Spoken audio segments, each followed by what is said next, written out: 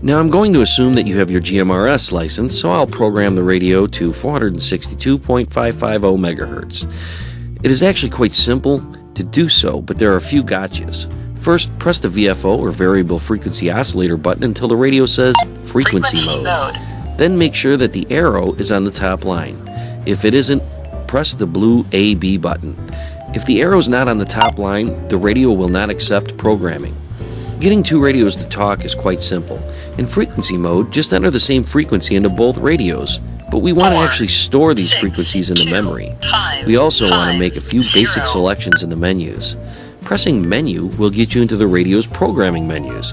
There are 41 different menu options, but we'll just take a look at a few today. When in menu mode, you can enter the number of the particular program feature, like squelch, at menu 0. Squelch suppresses the unwanted noise when there isn't a strong enough signal to understand. This setting should be as low as possible. For my area, I don't have a lot of noise, so I can set mine to 1. I hit menu 0 to get into the squelch menu, and then the menu button again. You will notice that the cursor moves to the bottom line. Then I can use the up and down arrow to enter the desired setting. When I have the setting I want, I hit the menu button again. You will hear the radio say confirmed. You may also use the keypad to enter the number instead of using the up and down arrows. The entire menu system works like this. Once you understand this, you only need to understand what you are setting in the radio. The only other setting we're going to mess with right now in the radio is for the frequency step option on menu 1. Set this to 5 kilohertz. Hit the exit button and get out of the menu. Now back to programming in the GMRS channel.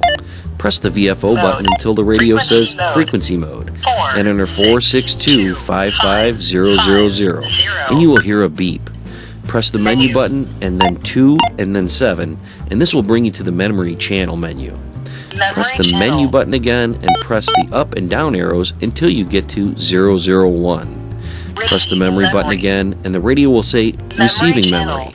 Press the menu button again and it will say transmitting memory. You have just stored 462.5500 megahertz to transmit and receive on memory channel 1. If you make a mistake, simply hit menu 2 and 8 to bring you to the memory channel delete. Hit menu and then use the up or down arrows to find the channel you wish to delete. When you find the channel you want to delete, hit the menu key. You cannot edit a channel once it's been saved. You can only delete it and start over.